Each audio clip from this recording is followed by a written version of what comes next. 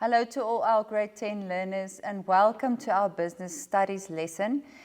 In today's lesson, we are going to have a closer look at the market environment, specifically the meaning and the components of the market environment. But before we start, I bet you think, when you think about a market, you think of an area where people are trading money for products or services. Now, did you know that trading started 9,000 years before Christ? And money only became a part of trading in 770 years before Christ. So money is a new addition to the trading process. In the old days, they traded hides for produce, etc.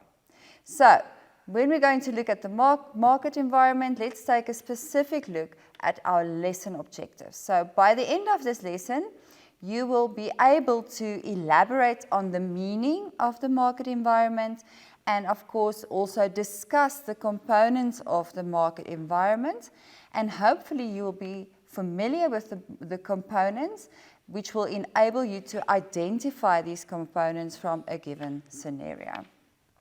Right. So this is our concept map for today, and as I said, we are only going to focus on the meaning of the market environment as well as the components. All right, now by this time you should already be familiar with the three environments that any business has or in which every business functions. So our first environment here is our microenvironment. Now remember, our microenvironment is all the components in the business itself. So we refer to the microenvironment as the internal environment of the business. So all these components can be managed by the owner or by the directors of the business. So the second environment here is our market environment, and this is our immediate external environment of the business, where the business functions and where all the transactions of the business take place.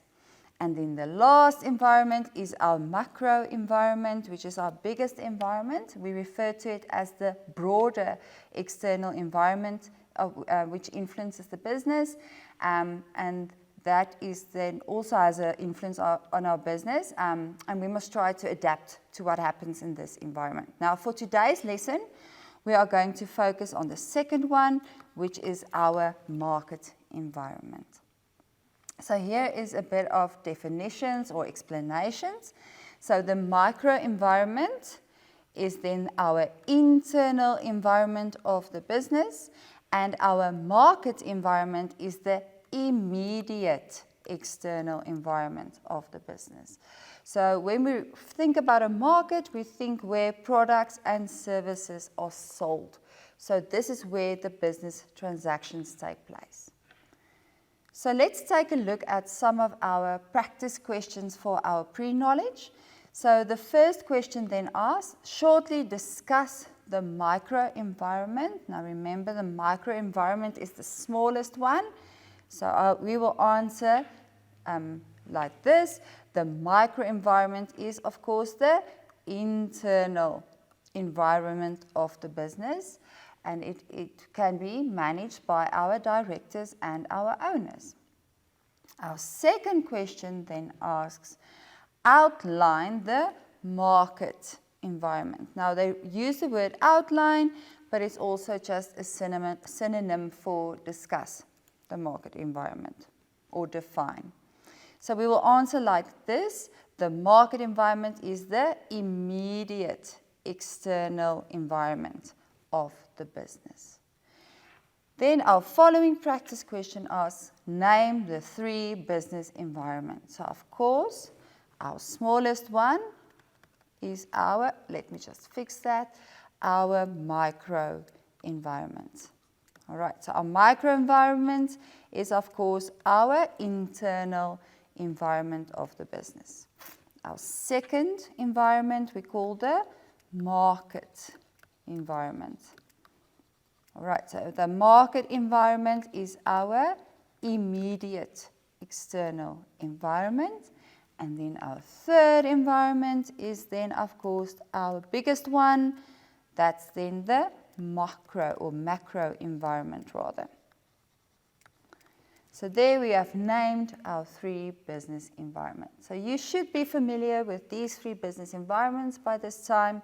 So let's take a look at what new words we are looking at today. So we have already touched on the first one, market, where buyers and sellers exchange goods and services for money. So here's the next one, consumers. So when we refer to consumers, we talk about individuals or businesses that buy your goods or services. Suppliers, on the other hand, is the individuals or the businesses that provide your business with raw materials or resources or even services. So they provide our business. And then our last new word for today is intermediaries. So intermediaries are the link, and they link the producer of the product with the consumer. Sometimes we refer to the intermediaries as the middleman that helps us to connect the producers with the consumers. And that is our 4 new words for today. Before we take a closer look at our meaning and components, I think it's time for a short break. See you now.